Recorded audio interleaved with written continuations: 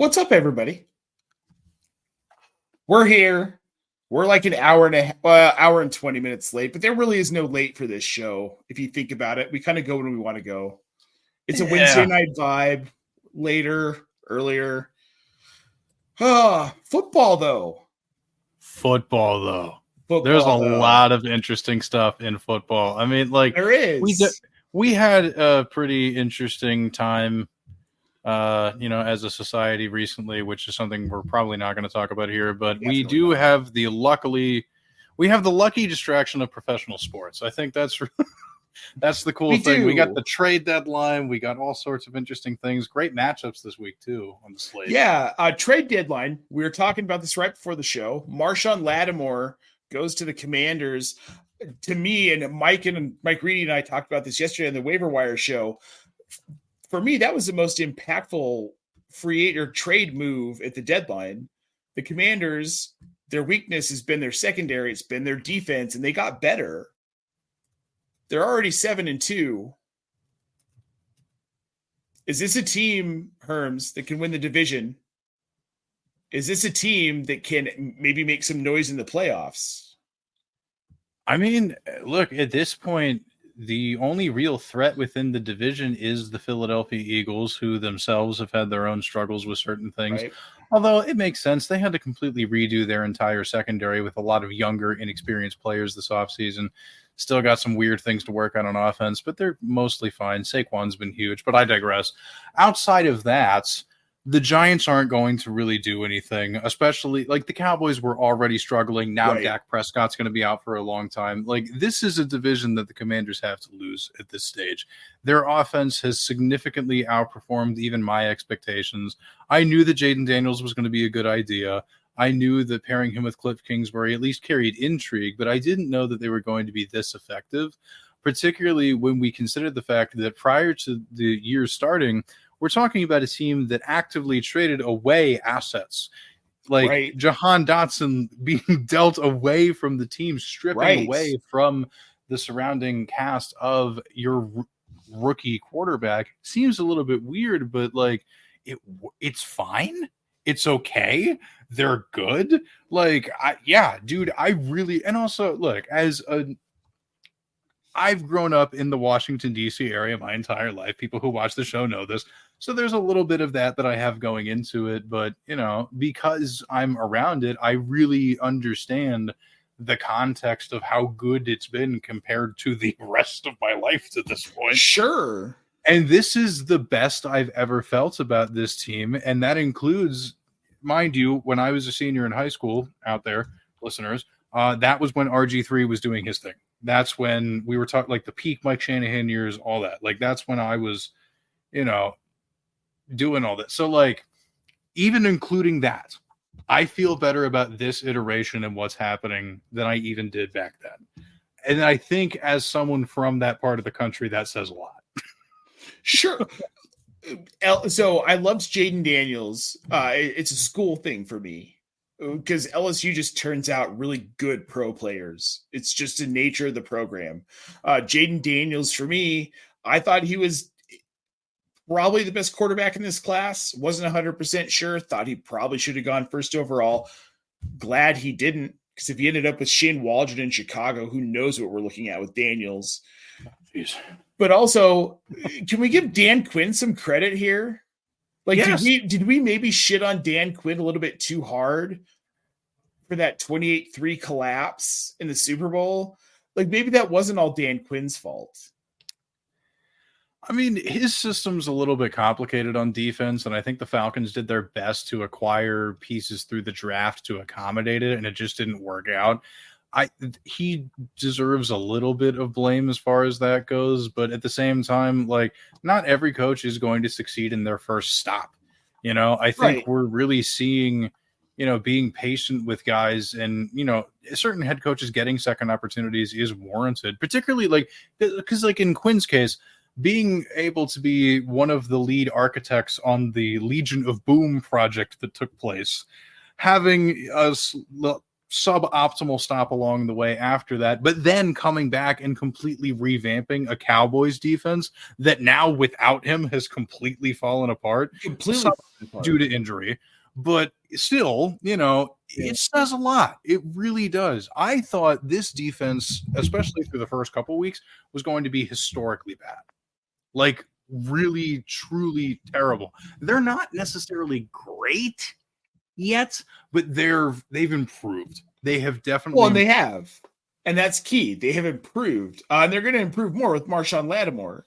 We do have our first question in the chat here. Mr. Herms, Samuel Piazza wants to know, would you guys play Kyler or Danny Dimes this week? Kind of scared to play Kyler after last week.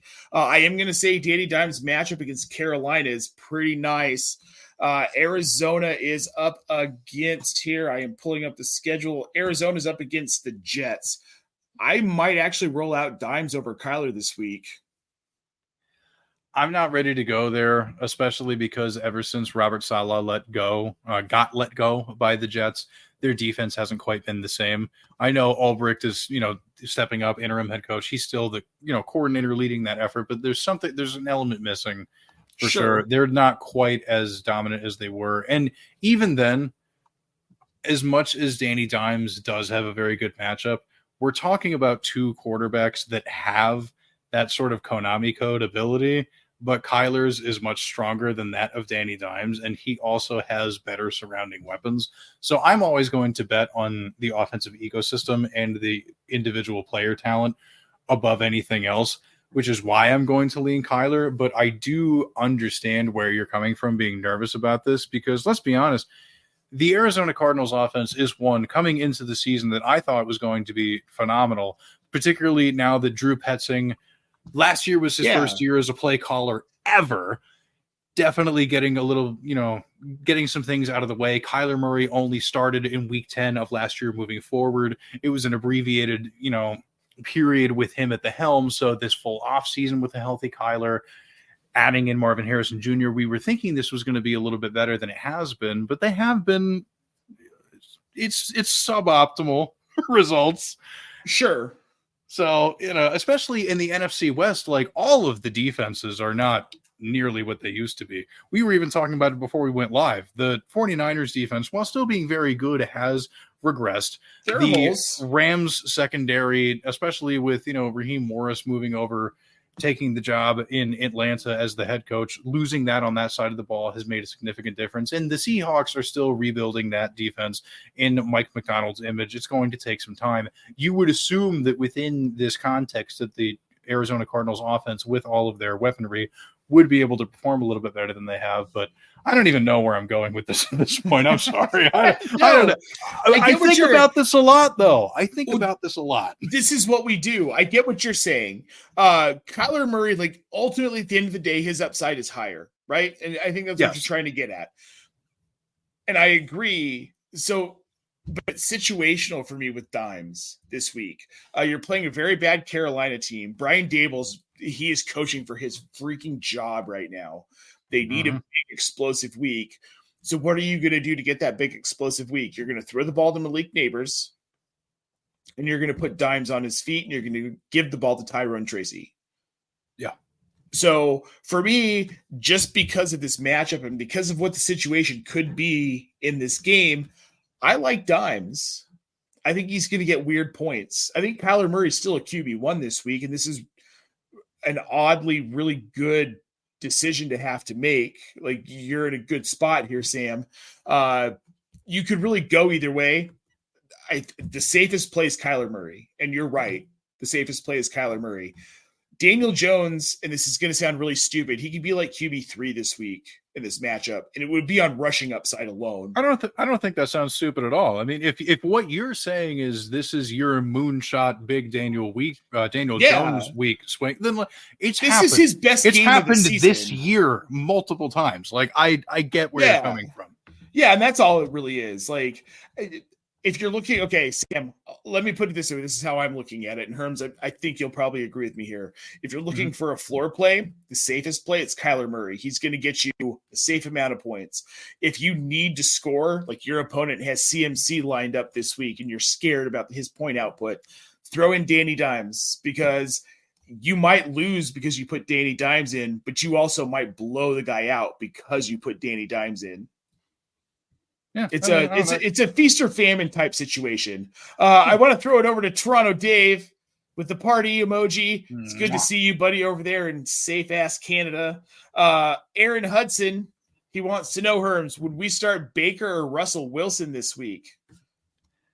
Oh man, I've got Baker Mayfield ranked within my top 12, but I've got Russell Wilson ranked in a fairly respectable area. I do think he deserves some consideration as a start this week, particularly because even adding Marshawn Lattimore, like, it's going to make a huge difference. The Commander secondary is going to get a lot better. However, they rank 17th in pass defense DVOA this year.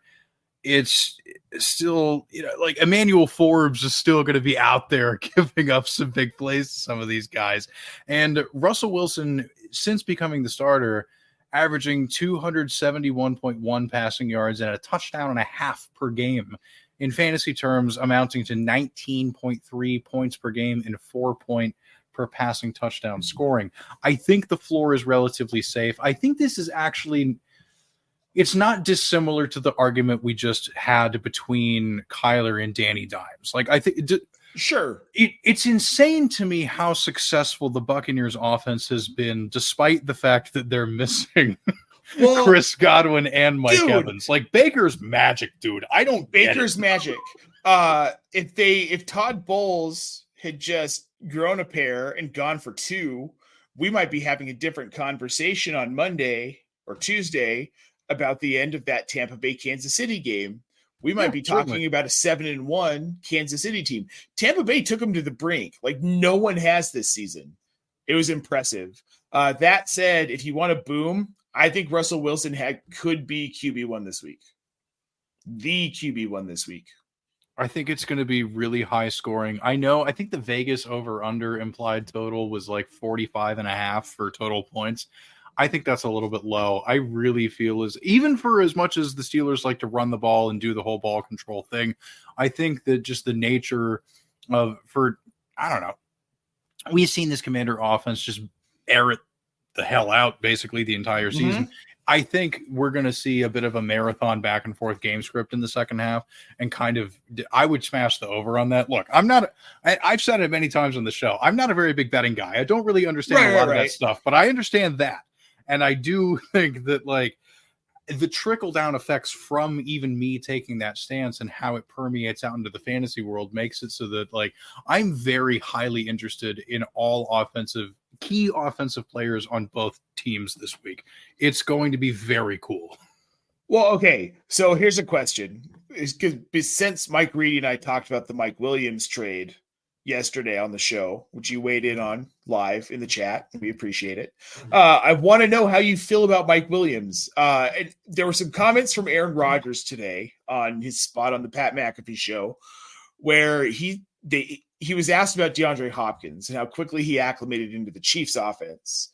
And he said, veteran receivers are different. And then Tom Brady echoed his comment, veteran receivers are different. They pick things up quicker. They get involved in things quicker. They can assimilate themselves into an offense in 2 days because they've been doing this. They've been around. If Mike Williams, who is a veteran receiver, can pick up an offense in 2 days, is he fantasy relevant this week? I'm not super confident in it for this week, above maybe like a desperation flex play. But I will say, in terms of how he fits into the offense, one of the criticisms that got brought up very quickly by a lot of people that I do understand completely is that we're talking about kind of a sideline assassin, downfield type threat. And people are like, well, you already have that in George Pickens. Why do you want to double down on the same archetype in this offense? To which I would say a couple things. One, that lends itself really well to Russell Wilson's skill set, particularly when executing passes off of play action. That is where he thrives the most. And a lot of those shots are going to be at the intermediate and deeper levels of the field anyway. So to allow yourself to be able to have somebody like Pickens and Mike Williams in those scenarios, I think that actually makes a huge difference. And, I also think a low-key underrated winner of all of this is Calvin Austin Jr., or Calvin Austin III. Like, he has been deployed out of the slot kind of just as like a sneaky, like, he runs those like sort of like deeper like pop routes that like if the attention gets taken away, he's just there in the middle of the field. Yeah. And like I think that's the ultimate goal behind this. Like it's still going to be a ground and pound offense first, and a lot of that sets up passes predicated on play action. That's just how game scripts of NFL stuff works. I mean, if you really want to make that effective, you have to run, get the defense thinking one thing, and then boom, take those shots. Yeah. That's where I like Mike Williams. I think that predicting how successful he's going to be week to week is going to be difficult, but I think that there's definitely room for there to be some pop-off weeks. The only complicated thing is that for the remainder of the year, it's mostly in-division contests against very tough defenses. In a world, like if he had come over sooner and got to participate in some of those cakewalk matchups that they had, we'd be talking about it a little bit more differently, but I'm supportive of it, but not. I would say if you're in like a 14-team league or deeper, you can flex him. In a 12-team league, have him on your bench. Don't do it right away, but just see how it works out. I'm interested to see how many, like, if he plays a large complement of snaps right away, that's going to be a good indication. Like getting Van Jefferson off the field and replacing him with Mike Williams is huge. Mike Williams feels like, so he's Chase Claypool his rookie season. If you take out the head casiness from Claypool, he's just that big target. And Russ loves those guys. He fed DK Metcalf for years. And I'm not saying he's DK Metcalf, but he's that same type of receiver, that big-bodied, go him up and Sutton type guy. Yep. And Cortland Sutton, 100%. Aaron Hudson, which kind of rhymes with Cortland Sutton. Are we comfortable starting CMC this week if he plays? My mantra this season, Herms, is if the coaching staff thinks they're healthy enough to go, I'm going to start them. Yeah, there was a quote I listened to, shout out the Mina Kimes show. I think that's what it was. Either that or it was on SportsCenter. I don't know. But they were talking to, Kyle Shanahan was talking to some reporter and talking about, like, if he can log 3 practices in a row without feeling pain, without having any sort of setback or whatever, they're going to let it fly. They were very conservative with him to begin with, and I completely understand why. Even for the deficiencies they've had on defense that we were talking about before, this team is still highly competitive. They're still in a position to be able to win stuff. Right. And the more that they can conserve Christian McCaffrey, the better. But they're still in the unique position of having to turn things around relatively soon. So, like, and also stripping away the fancy football talk of it all, you probably drafted him first overall. Dude, I have never, this was the first season I have ever had the number 1 overall pick in my home league, which you are in. You were in that draft with me. And I looked at the board and I was like, you know what? I'm going to do something I've never done before in a draft. I'm going to take CMC first overall. I'm doing it. This is my year, baby. I'm excited. In that draft, I also took Tua and Jordan Love as my quarterbacks. Yeah, no, it didn't go well. I'd like to Lou Brunson over here in the chat. Lou, thanks for tuning in, man. We appreciate it. Lou's old enough to remember week 1 when CMC was healthy enough to go right up until 90 minutes before Monday Night Football kickoff. Lou, that event kicked off the worst record I have ever had in my home league. We're all in this together, right? I'm 1-8 in my home league. Yeah, and despite the fact that look, not to pile on, but it involves me directly. Even that, like, I traded you Justin Fields, and it still didn't ultimately help. Get like that. Sometimes, like, look, I know, like, between the two of us, Lord knows how many leagues we play in. I'm sure, many. Like, you have very successful teams elsewhere. I have very successful teams elsewhere, but the two of us specifically, the home league is not exactly going, dude. Well. Well, and a part of the problem is if people have started to exit the league over the last 4 years, right? So, who do we bring in to fill in those slots? my industry friends, our industry friends. So now it's like a half industry, half normie league. And who wins it every year? It's the normies. They always win. I lost to my sister-in-law last week. And then I lost to her best friend from high school the week before. Her best friend from high school the week before drafted the Commanders defense in the 4th round. Sure.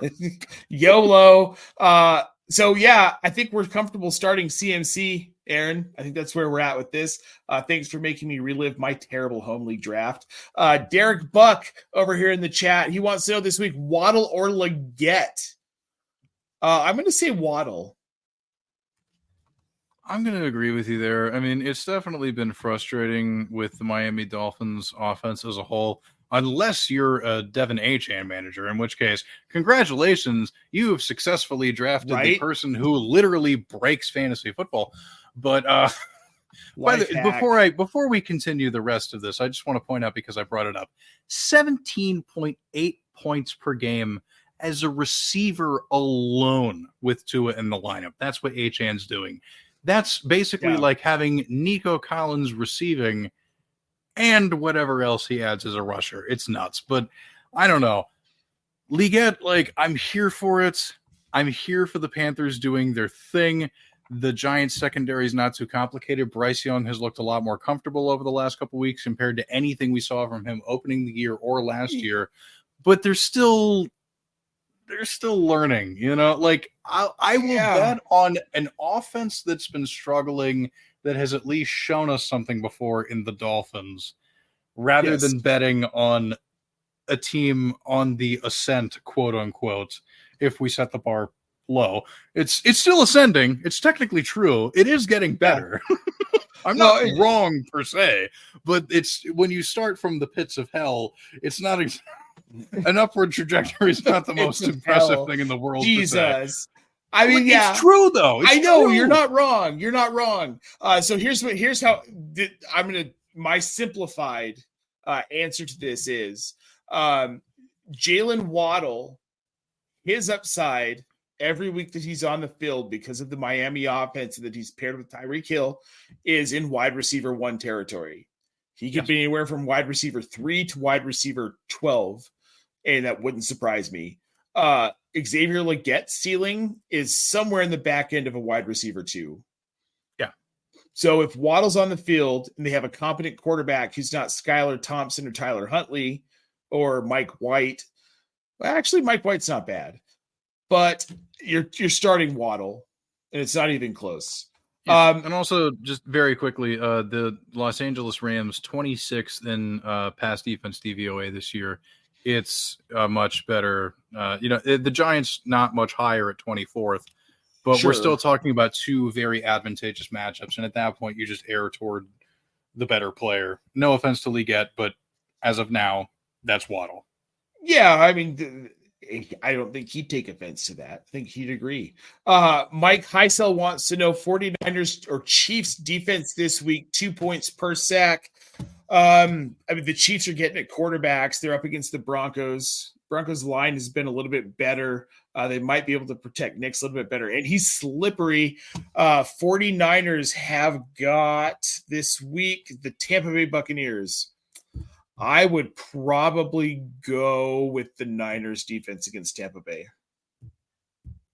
I've got them both ranked within the top 10. I've got San Francisco at 10, and I've got Kansas City all the way up at 5, just because, like, I think they've consistently gotten to the quarterback a lot more than the San Francisco 49ers have. And earlier in the season, that wasn't necessarily true, but of late, I would like to point out that since week 5, the San Francisco 49ers have had fewer than 3 sacks per game. Like, in 1 against the Cardinals, 1 against the Seahawks, 2 against Kansas City, and then 2 against Dallas, in prior to their bye week. So, like, it's not the same defense that it was. They've experienced a lot of injuries and stuff, and I think that's kind of the reason I'm going to go with the Chiefs. They're healthier. Adding Josh Uche is also going to be very huge for them on that side of the ball. I swear to God, Steve Spagnuolo is just getting all the fun toys he needs to be able to turn this into perhaps another Super Bowl victory. It's crazy, but that's a real life football conversation for a different day. I also think like Bo Nix's propensity for, running around and trying to scramble a lot is going to get him in trouble. I think his inexperience is going to show a little bit through against a championship caliber defense. But like I said, both units are going to be top 12 options for me. I don't think you go wrong either way. It's just a matter of like, how much risk are you willing to stomach? Because Baker is magic, and you were on mute. So from a vibe standpoint, Denver always plays Kansas City really tough at home. A division rival, Arrowhead's an impossible place to play. That is true. And when they go in November, 2 years ago, the Broncos nearly knocked out Kansas City at home. I remember listening to the end of the game in the Cabela's parking lot thinking Denver was going to win it. They just always play them tough. So keep that in mind. Like that, when you get to this time of year and some of these division rivalries that come up at a general time of year, the Bears and the Packers a lot of times play at Lambeau sometime in December. Those are always tough games, and you have to kind of grade them a little bit differently. That's how I feel about 49er or Chiefs and Broncos this week. That's why I'd probably take the 49ers defense. That's fair. That's fair. Yeah, it's vibes based, man. We're all vibes For here. Sure. Speaking of vibes, Jamie Parag, what's up, homie? Good to see you there in the chat. He's got an ugly start-sit question, but I know how he wants us to answer this. Trey Benson or Roschon Johnson? I mean, look, dude, like Trey Benson, even in a world where, let's say hypothetically, and no one's rooting for this, to be clear, let's just, but hypothetically, right. James Conner goes down. It is what it is. Amari DiMercado is annoyingly involved in that backfield. Like there's the handcuff. Yeah, like it's irritating to a degree that I just want to ignore any deep piece of the Cardinals backfield. Whereas at least with Roschon Johnson, his role is at the goal line. It is very close to the end zone. If he just falls in, as he's done multiple times this year, you'll get at least 6.2 points for those 2 rushing yards it takes. So like on that alone, you just go with it, because it reminds me of, now granted, Roschon is like a much lesser degree of an example of this, but kind of like back in the day with Pierre Thomas. Oh, those Saints backfields, they had guys that ate in the green zone and, picked up a lot of the bulk work. But when it got in close, they would just hand it to Pierre Thomas to just fall in and get his fantasy baguette that he can eat. And so, like, that's kind of how I view Roschon a little bit. Also, with Khalil Herbert moving on, he didn't matter that much to begin with. I know, listeners, I hear you, but still, taking anything away from what was an already crowded backfield is a slight boon, and I think that is something that should be brought up and celebrated to a relative degree. So on that alone, I would just go with Roschon Johnson. Chicago's not finding the red zone a ton, but when they do, like you said, they give it to Roschon. Inside the 5, he leads the team in carries this year. Don't have the numbers in front of me. But yeah, for me, it's Roschon as well. We got Brad Bolt down under there in Australia saying, what is up, guys? Mike appreciates the advice. Thanks, guys. Mike, we appreciate you. If you're here and you appreciate what we're doing tonight, guys, please like this video and subscribe to this channel. We are live 5 times a week. Tomorrow, you can catch myself and Casey Kasem live at 5 p.m. Eastern Standard Time for the flagship show. We've got start sits, waiver wire ads, Thursday night football preview, and bold predictions. Ronaldo, though, has a question over there on YouTube, Herms. Can Kader Gesicki if Higgins is out? And should he drop Jordan Mason or Khalil Herbert or Quentin Johnson? It's Gesicki for me if Higgins is out. The volume's insane without Higgins. It's not even close for me. And then as far as a drop, I'm probably dropping Mason. His value is closest to dead out of those three. He's asking if we drop Mason for either Herbert or QJ. Oh, got it. I would. How bullish are you on Herbert?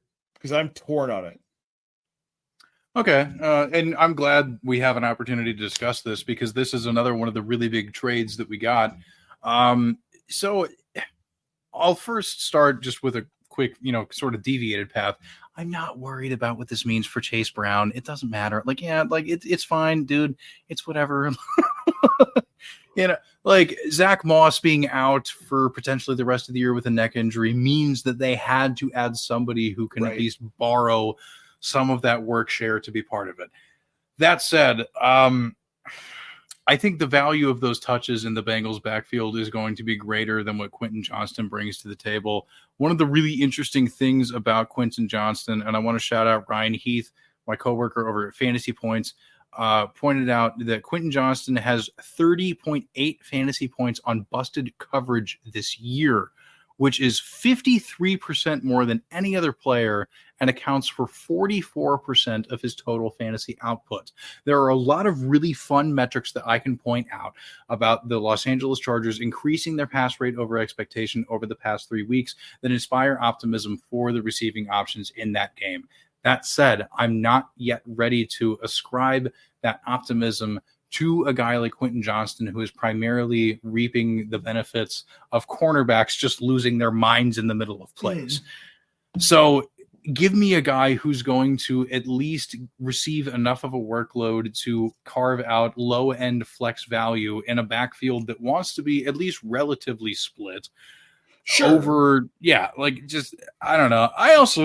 I'm just not sure if I would drop Jordan Mason. But if you're going to... I'm on the fence about dropping Jordan Mason because it really does sound like CMC is probably going to play this weekend. But what does that look like? Thank you. It's why I have Jordan Mason as a start this week because, all the things we said before are still true.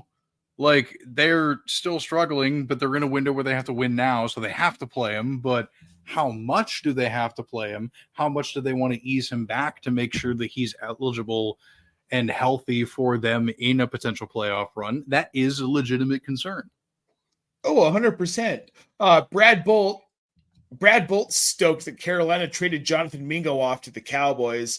What I want to know is, do you care about Jonathan Mingo going to the Cowboys? Obviously, we're not all going to run out and get Jonathan Mingo on the waiver wire, but does it affect the way that you look at CeeDee Lamb, Jalen Tolbert, Jake Ferguson? To quote New Jersey Senator Cory Booker, first of all, I want to say no. Actually, let me translate that into Spanish. No. Mingo, he's a developmental project long term. I think the reason that the Cowboys are doing this is just ineptitude. But also, it's not going to matter, dude. Actually, no, I'm going to leave it there. No, I could go on much longer about it, but I've already monopolized a lot of unnecessary airtime. Look, it doesn't matter. Okay, we're going to move. Then we'll move on to Aaron Hudson over here on YouTube. Traded Rico Dowdle for, I'm assuming, Tyreek Hill. I now have Cup, Neighbors, Hopkins, Hill. How? I don't know. Good for you. That rules. Right? No. So the only running backs he has right now are Tank, Bigsby, Derrick Henry, Najee Harris, and CMC. Would you package any of these for a wide receiver or another solid running back? This is PPR. Yeah, in your position, I think I would. Obviously, Henry is Derrick Henry, and Najee has been phenomenal over the past, however many weeks since Russell Wilson's taken over. I have the numbers pulled up in another tab, but I'm not going to worry about that right now because that's boring you with numbers isn't going to help you. But because there's weird risk with the CMC of it all, I think you could benefit. Also because your depth with Tank, like, dude, now the ETN's back. That game against the Eagles, the touch distribution in that backfield was so wild. Even like Dearness Johnson is still mixed in the red zone a little bit. Like I have the entire Jaguars backfield as a sit this week because like I just there's no point in going. Well, plus the Vikings defense is tough, but even generally speaking, like there's no point in engaging with it right now. Like your depth is a bit of a risk, and if I was going to package any of them together, I would try to sell high on JSN. I think like for as impressive as he's been at times this season, say the same. Yeah, I'll let you expand on that. Oh no, I was going to say I would say the same. Like there's this idea that he's something that I don't think he is this season, at least in Seattle. It was going to take injuries for him to be relevant, and any week there's been an injury, he's been fairly fantasy relevant. But he's a wide receiver 3 in a Geno Smith-led offense. We know who he feeds. So as wide receiver 3. I mean, that he would be the one that I'd move on from. We've got Nicholas saying, "Sup, bros? Good to see you, man." He does have a question. Leggett, Amari Cooper, if he plays, or Jordan Addison, pick 2. This is full PPR. For me, it's going to be probably Addison and Cooper if Cooper plays. If not, obviously it's Addison and Leggett. Same. Yeah. No, that was boring. We agreed. It's fine, though. We'll move on to this one. We've got Javier Delgado. He traded Jaden Reed and DeAndre Swift for a Debo. Team is now Brock Purdy, Jonathan Taylor Thomas. Nope, just Jonathan Taylor. Hey now. Breece Hall, Amon-Ra St. Brown, Cooper Kupp, Sam Laporta, Kareem Hunt, Marvin Harrison Jr., Tony Pollard, Brian Robinson Jr., David Njoku, and Mike Evans. Feels like my team is complete. Winner L trade, rate the team. Just dropped a sub. Javier, thank you for the sub. We appreciate that. That rules. So Reed and Swift for Debo. So here's what I'm going to say. He's loaded at pretty much every position. I love David Njoku right now with Jameis Winston. And I feel the same way about Cedric Tillman. Wrote about it in my waiver wire article. Cedric Tillman is just going to see a ton of volume.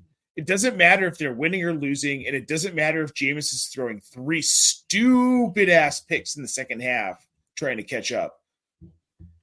Tillman's still going to see enough volume. He's going to be fantasy relevant every week. Yeah. He's not going to be a wide receiver 1. He might be a wide receiver 2. He could be a wide receiver 8. Thing is, though, hasn't he been a top 12 every week with Winston so far? He's wide receiver 3 over the last 3 weeks. Yeah, like it's insane. Like just the YOLO ball nature of Winston makes the entire passing game super viable. And and to your point, like Njoku receiving, higher probability catch targets and stuff makes that all the more fruitful. So I'm definitely a fan. Well, it's wild okay, so Njoku over his last 4 games, 7 targets, 14 targets, 7 targets, 7 targets. He has 2 touchdowns. He has 2 60-plus receiving yard efforts. Cedric Tillman, over the last 3 weeks, 12 targets, 9 targets, 11 targets, 8 catches, 7 catches, 6 catches, 3 touchdowns in his last 2 games. He's gotten close to 100 yards every week. Yeah. This is only his second season. Cedric Tillman's production his rookie season was awful. It was atrocious. Until can you guess what I'm going to say? Until Deshaun Watson. Until Mr. Flacco came in.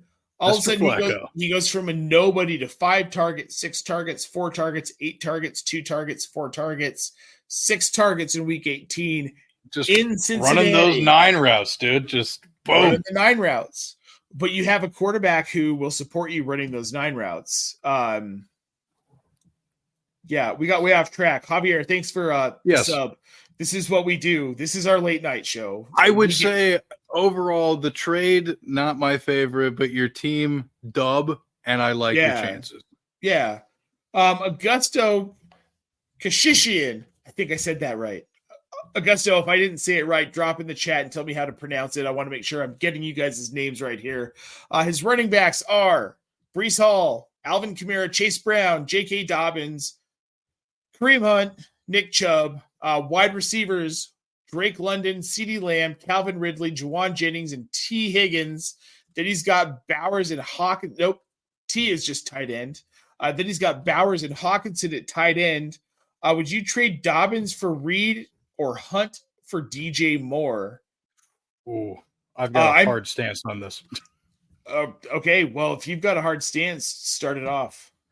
Do not get rid of Kareem Hunt under any circumstances. The volume that he is receiving is just insane. And I know I had a conversation with a buddy of ours, shout out Malcolm. This concept that Isaiah Pacheco may come back, I think, I'm assuming that the team is going to bring him back steadily to be prepared for a playoff push. I'm not entirely certain we're going to see him at any point during the regular season. And even if we do, it might be like week 18 just to give him a little bit of a ramp up. So just get him worked back into things, get him comfortable, stretch out those football game muscles. Yeah. I cannot advocate getting rid of Kareem Hunt under any circumstances. The gem that he was off of the waiver wire is so precious. Chicago's passing attack has not been effective enough to give up a workhorse running back like that. But Dobbins for Reed, I would heavily consider. Well, Reed runs the ball too. So Bingo. Yeah, no. Jamie Prague dropping into the chat again here. What do you think about Daniel Jones' rest of season? Is he a top 15 quarterback with top 5 upside some weeks? Does he have the number 1 easiest schedule plus his rushing upside? Jamie, he does have one of the easiest schedules, which is why I think both of us are okay with rostering him. And there will be some spot starts where you can absolutely fire him up. Yeah, I mean,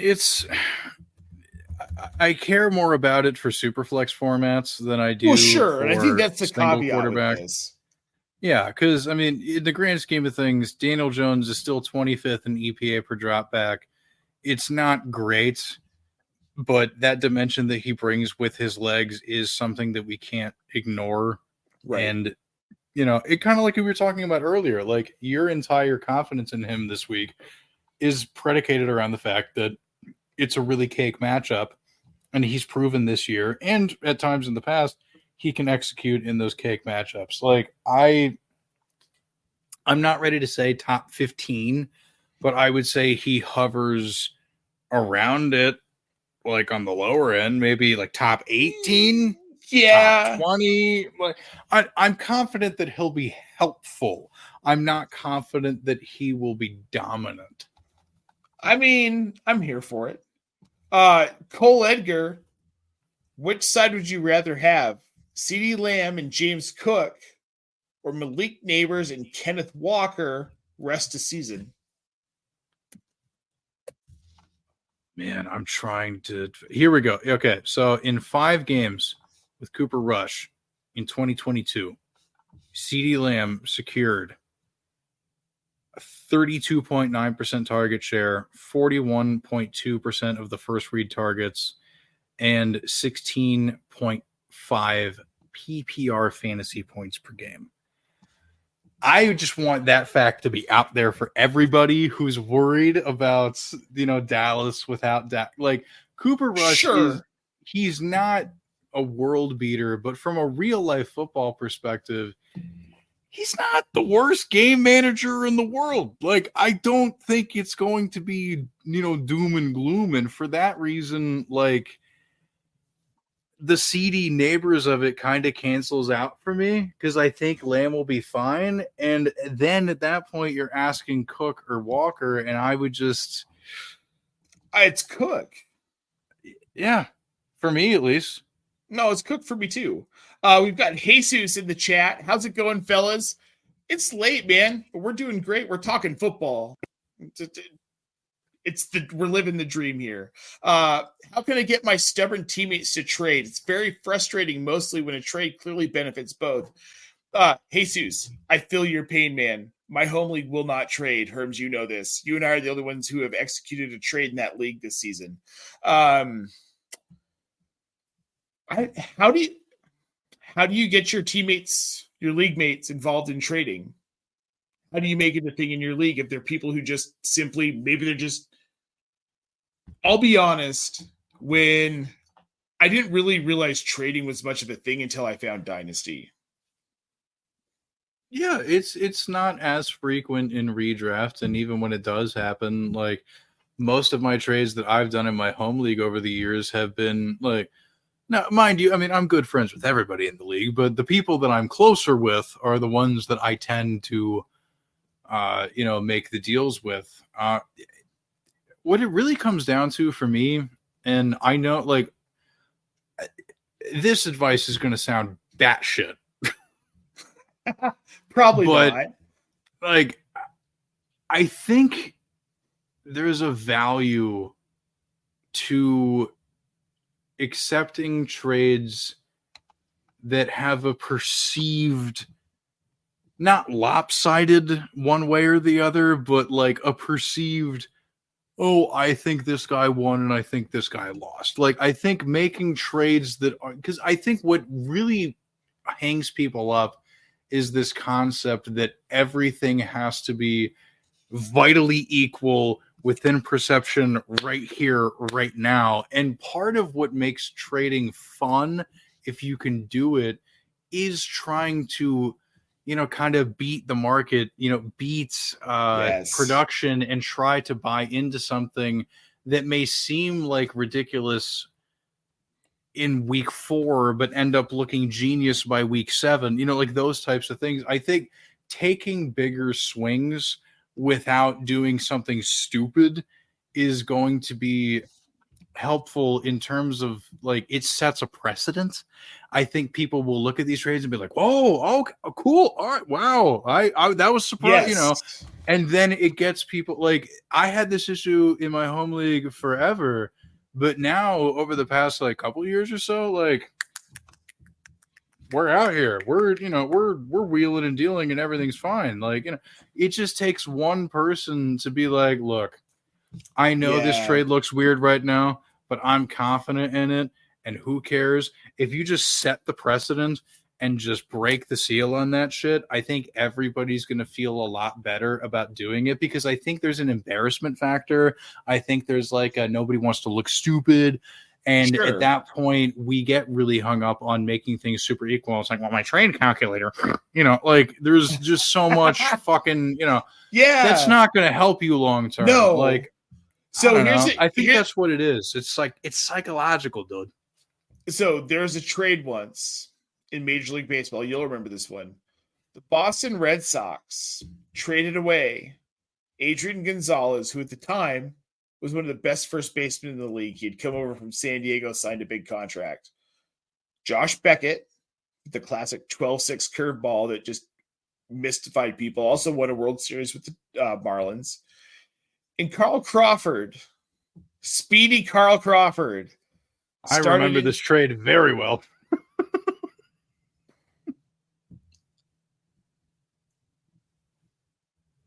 Not all trades that look like they're good or one side or the other is going to win work out that way. Because I'll tell you what, I bet you the Dodgers would, if they had hindsight, would have never made that deal. Who did they get back for Egon? Man, I haven't thought about this in a while. Oh boy, who did they get back? I'm looking it up. This is. I feel like it was all prospects. We are. Oh my god, we are treading into some. Oh, damn. Okay, yeah, there it is. James Loney, Ivan DeJesus. Some of these, like it just. Yeah, I want to get to this question here real quick, Herms. Jesus, sure. Yes. Jesus is new. He's new to fantasy, so that's the trade question. I get it. So I feel you, bro. I feel you. Home league. So for us degenerates who are in like 30 different leagues, because we're into the industry and it's what we do for a living, our home league is our home league of record. My home league is my wife, who is also in the industry, and all of our like close friends and family. My sister-in-law, my wife's older brother is in the league. His fiance was in our league for a while. My sister-in-law's close friend from high school is in our league. It's a mishmash. So that's when we say home league, or you hear anyone espousing about fantasy football content talking home league, we're talking about our league of record, our first league ever, our longest running league, our league of family and friends, where people draft defenses in like the third round, which we will tell you to never do. Yeah. But our friends don't listen to us. Yeah. To add on to that, like my home league, once upon a time before I started doing a lot of this stuff, I was the lead singer and guitar player in a lot of different bands. I play in a lot of, pop punk bands, metal bands, all that stuff. In my home league, my commissioner is my friend Devin, who used to organize a lot of these shows at a local community center. His band actually makes up about 20% of the league. The drummer of the band, one of our friends, he passed away, unfortunately, R.I.P. Brendan. But, so like his band was like 20% of the league. And like our friend Malcolm, who I started in this industry with, he's no longer a fantasy analyst. He transitioned to living out his dream job covering television and movies for a living over at Tom's Guide. And he's my boss. Yeah. So like it's the homies, like these dudes that it's just a bunch of other people like me with a bunch of tattoos and nose rings, and we're all just hyper competitive. And, it's the league where like, if you lose it, you're most mad. But if you win, it's the best feeling. Yes. Jesus, I'm 1-8 in my home league this year. We're in year 14. I usually finish in first place. I don't know what's happening this year. I've never won it though. Yeah. I'm a 3-time champ in my home league since I joined in 2016, and I'm about to just miss the playoffs. It's so sad. Yeah, we started this league when we bought this house, actually. So I know it's been 14 years. Yeah. We had a bunch of other leagues before, work leagues and stuff, but this home league of record. So Jesus, long-winded way of saying that's what we're talking about here. Cole has a question. So for my team currently, LOL, he's got CD Lamb, Chris Olave, and DK Metcalf. Right now, I'm dealing with Deontay Johnson and Jordan Addison in my wide receiver slots. Was thinking of trading since I'm 5-4. I'd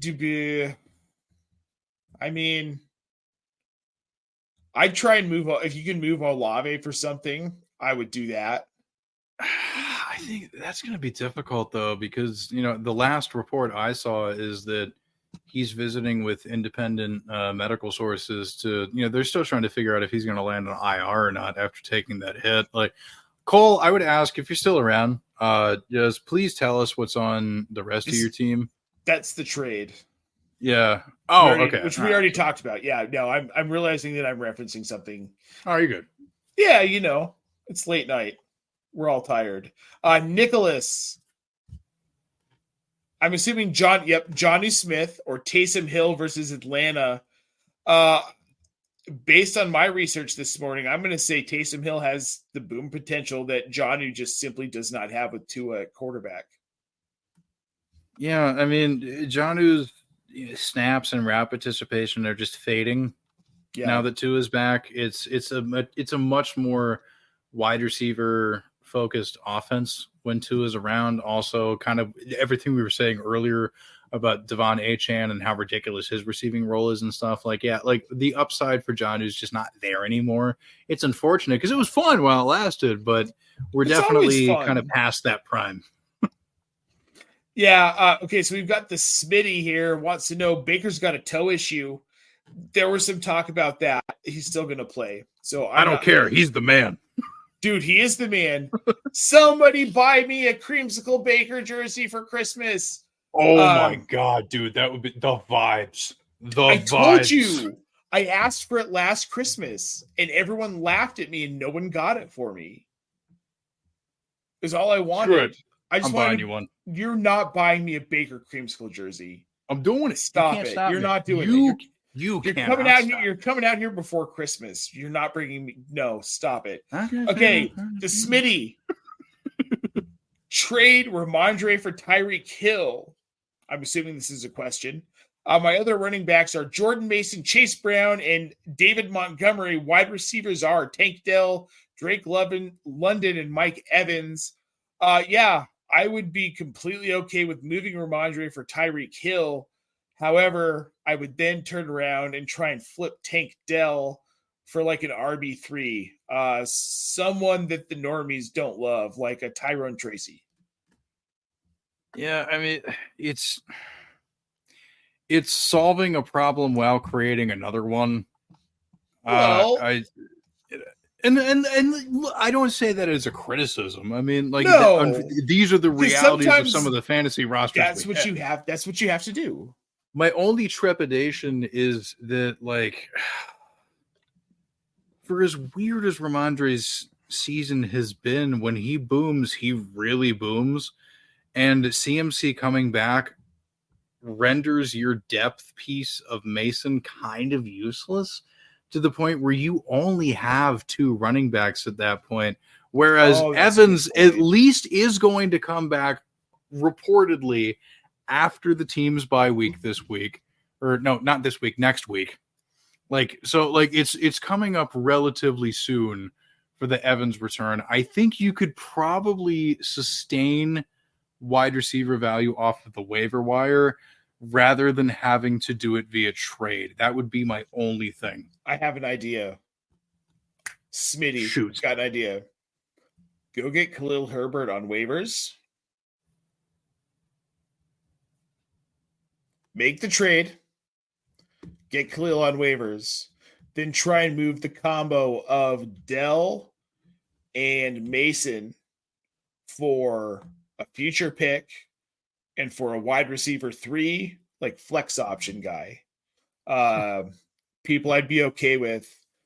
You could probably get Cedric Tillman for that right now. Perhaps. Noah Brown. Might be tough, but you know. I wouldn't hate going after Noah Brown. Just a guy. You know, it doesn't have to be a star, but just a guy. Which is what Noah Brown is, but he's a guy who's seeing volume right now with Jaden Daniels. So for sure. Like, yeah, someone like that. Tyler Sperry, thoughts on Dell if Nico Collins plays? He reverts back to what he was before. He's going to be a risky flex. Yeah, I mean, like Diggs not being like around, like with the volumes, help. But the volume's going to go to Collins. It's going to go to Schultz.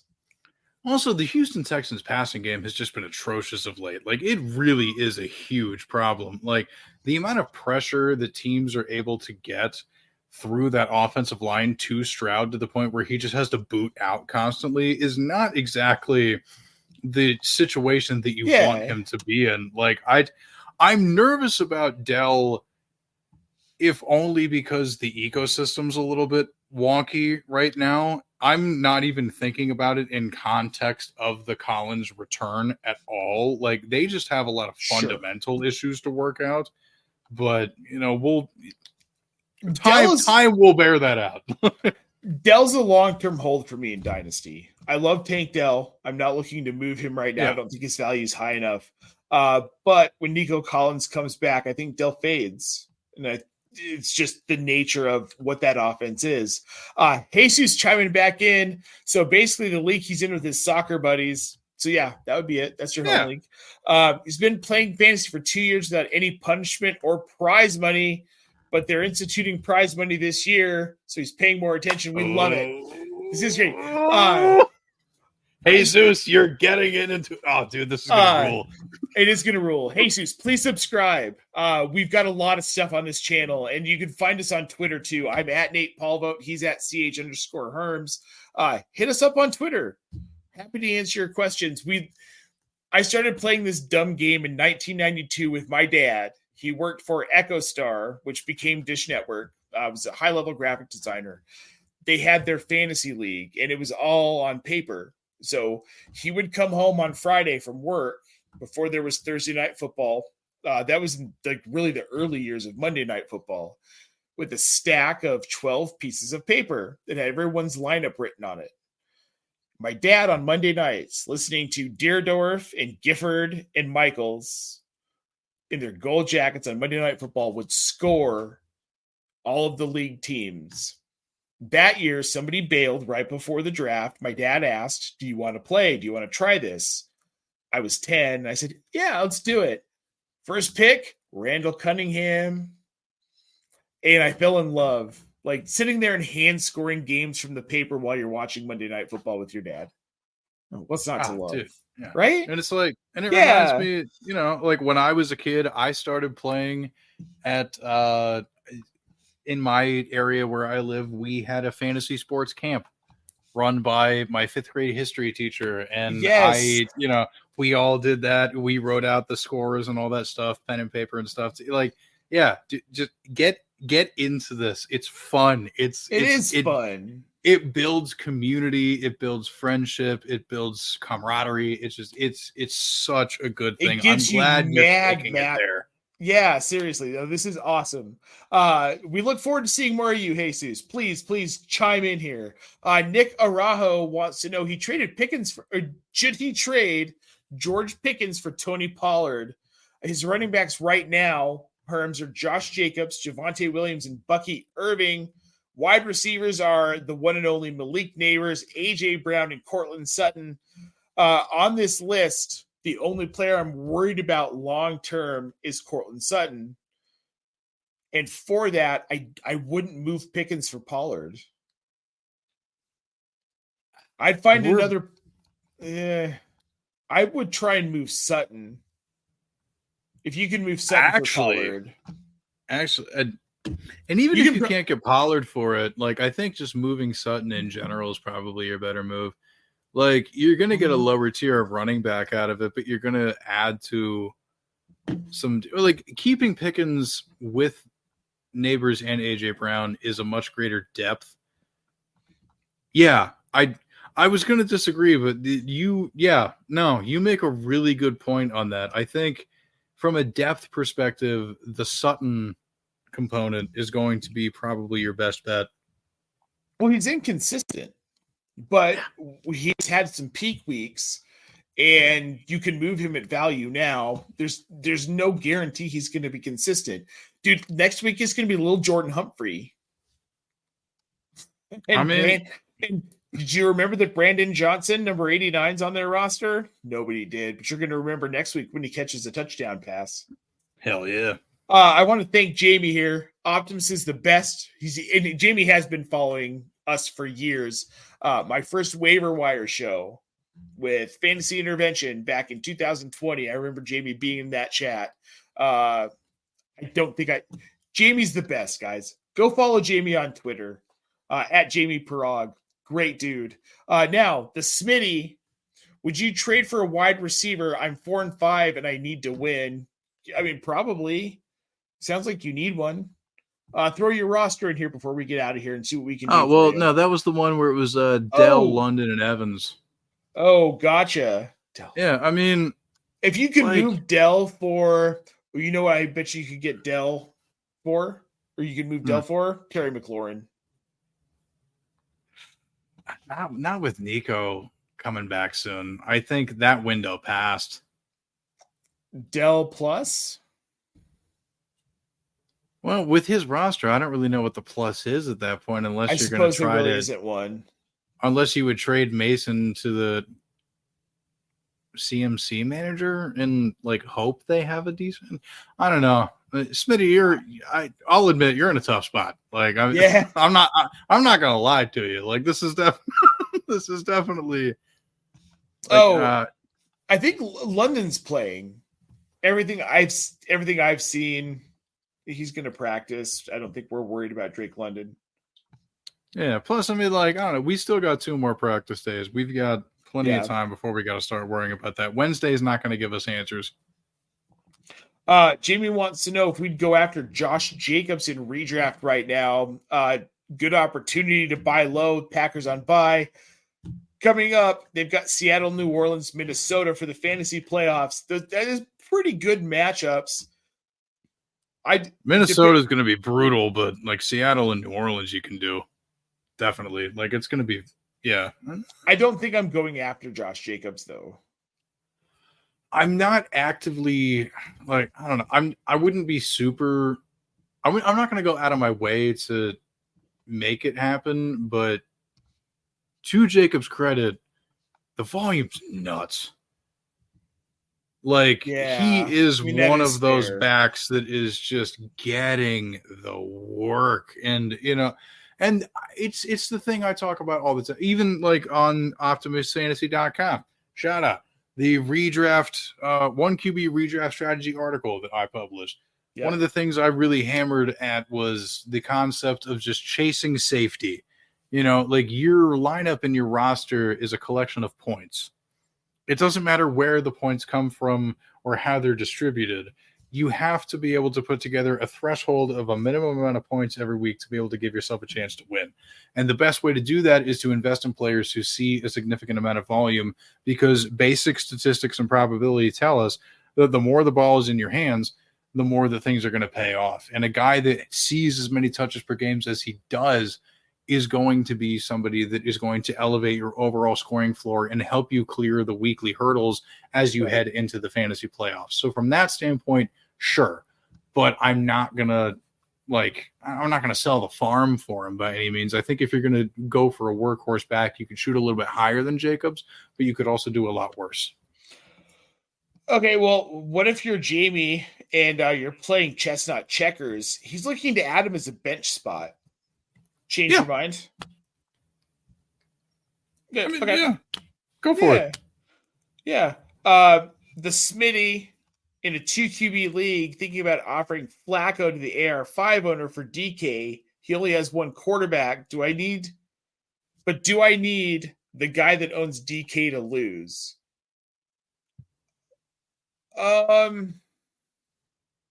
No. I don't tend to worry about that when I make trades.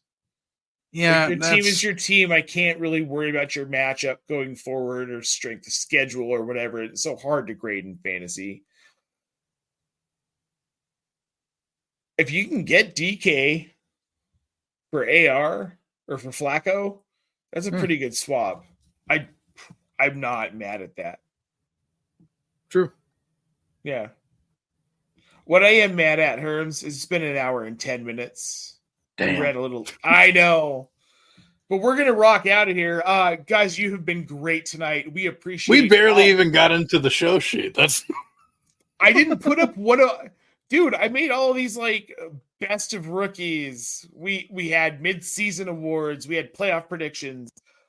We can get to all that stuff next week, though. For sure. Stoked that you were here. But we can't leave, Herms, without doing Fantasy Festivus. Because, tradition of Festivus begins with the airing of grievances. I got a lot of problems with you people. Now, you're going to hear about it. All right. So here's what I want to say. My grievance this week, what I'm pissed off about, and we're getting kind of close to real Festivus. The Broncos' consistency.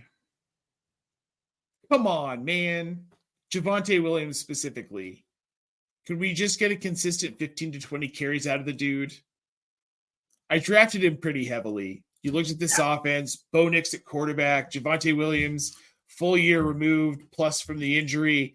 The guy's going to be a bell cow. And what do we get? Well, he was really good that 1 week. And then we all bought in. We're like, yeah, I'm starting him. Come on, man. Just start him. Play him. Give him 20 touches a game. I mean, it's not like I really like Audric Estime. I think he's a talented back, but like Javonte's really good. Jaleel McLaughlin, decent change of pace guy. Whenever he crops up and has random heavy workloads, it's irritating. You're right, dude. Javonte, he's good. Let him do it. Let him cook. Let Javonte cook. Let's ride Javonte. I'm just using old Russ phrases. Nick Arajo saying, I think Sean Payton just said Estimate is going to have a larger role. Exactly what you were just saying right now. Doesn't sound good for Javonte managers. It really, really like super doesn't. And I don't love it. And it makes me very sad. Jesus wanted to thank us. He appreciated our time. Dude, we appreciate you tuning in. Seriously, all of you guys. The fact that anyone watches us at any given time, we're stoked to be able to help. Please do tune in more often. He saw me at the lives in Denver. That's awesome. I'm really glad you were there for the Scott Fish Bowl. That's amazing. Speaking of Scott Fish Bowl, homeboy who made the playoffs in Scott Fish Bowl. That's me. And you and me. We and both you. did. We did it. All right. Let's hear your fantasy grievance for the week, homie. Okay, so I recently published an article over at fantasypoints.com talking about Dynasty and pivoting to a rebuild in the middle of the year. Like, it happens to everybody. Not every season is going to go according to plan. You're going to make some terrible start-sit decisions that are going to cost you some wins and losses. Guys are going to get hurt. I have a lot of Dynasty rosters that lost players like Chris Godwin, etc. When you're going through and trying to rebuild a team, you don't have to sell everything. This idea that people are like, okay, it's over. I'm going to send every good player I have away and just get nothing but draft picks. You're insane. The concept of doing that is very much akin to, well, if I spend $1,000 on lottery tickets, then my odds of winning are going to be so high that of course it's going to work out. No, that's like, okay, if your team is so bad in Dynasty right now that you want to tear it down, give up on 2024, wait even 1 year or 2 years. Let's say you have Drake London. You know how old Drake London's going to be in 2 years? Not that old. Do you know how old? Still younger than me. Exactly. Like, these receivers, these quarterbacks, all of this stuff. Like, there's no, like, I get that you want to move as many of your assets as you can to get the liquidity of rookie picks in return. But there's something that needs to be said about rebuilding around something. And the point that I bring to this table all the time when it comes to Dynasty is parallels between Dynasty and Major League Baseball. Because as far as I'm concerned, being a Dynasty manager and being the GM of a baseball team are basically the same fucking thing. And like when the Chicago Cubs put together this World Series roster that ended the drought after 107 years in 2016. Shout out Theo and Joe Madden. 100%, dude. So remember when they bought low on Jake Arrieta from the Baltimore Orioles and he really started to turn his career around? Yeah. Their instinct wasn't, oh, shit, he turned into an ace. Let's flip him for more prospects. They were like, no, he's young. He's still good. He'll still be good by the time that we're ready to compete. That's the, you have to build something. Even when you're rebuilding, the word build is still there. Word build. It, like, I swear. Well, like, okay. You can't just, oh, this is, okay, this house sucks. I guess we're just going to demolish every square foot of it. No. That doesn't take any. The structural integrity of a building has to be in place for something to happen. So, like, stop selling off your entire team every time you try to rebuild, because all you're setting yourself up to do is being in the eternal rebuild phase where you never improve because your whole thing is just like, well, I like getting the rookie picks and I like playing the lottery. That just means you're a degenerate gambler. You're not a dynasty manager, and you should probably call the number.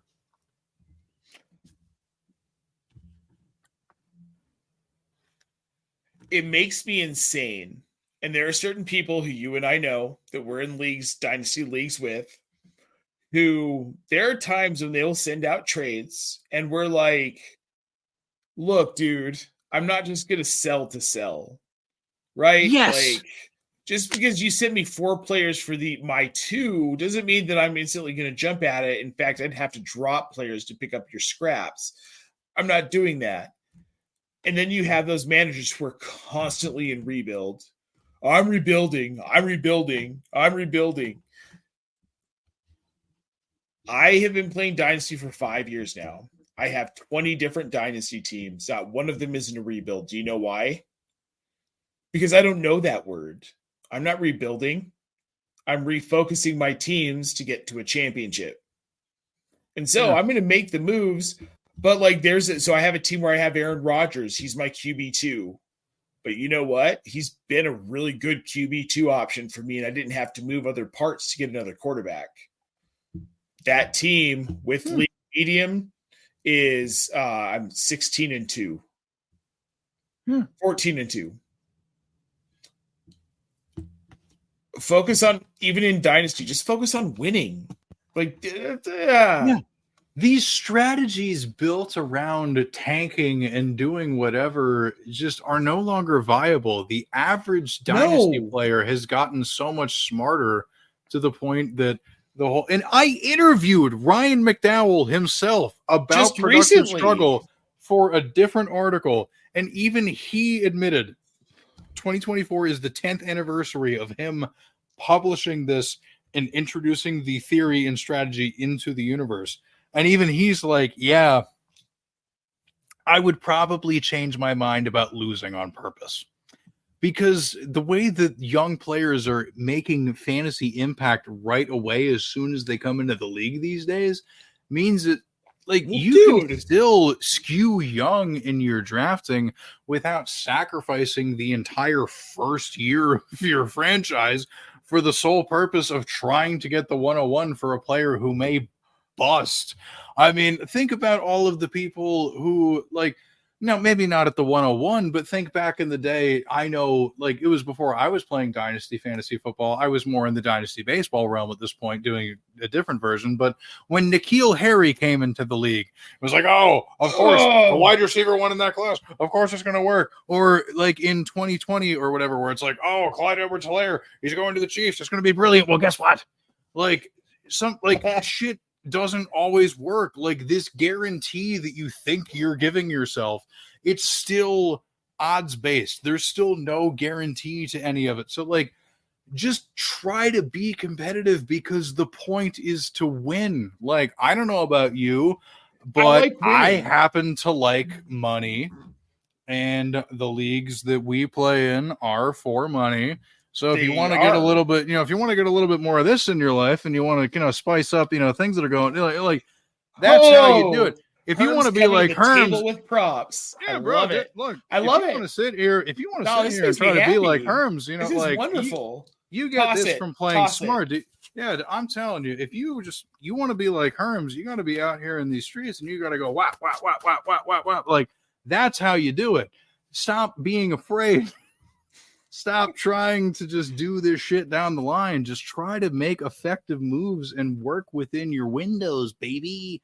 Everything can work out in time if you're just smart and don't fuck yourself into these ridiculous corners. I know we're not supposed to heavily swear on these YouTube streams for monetization purposes, but I had to, because I feel that passionately about it. Hey, dude.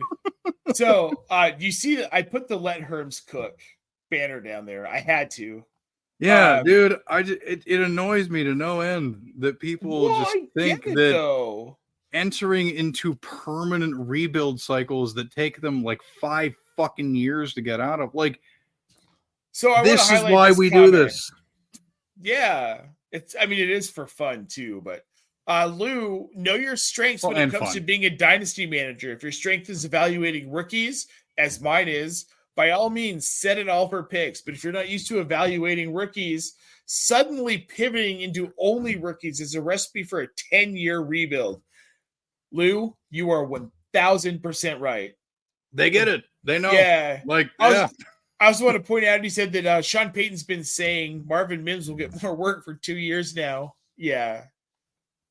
I have a bridge to sell you as well. Mm-hmm. Yeah, I've got some oceanfront property in Arizona I think you might be interested in. I'm trying to find one here.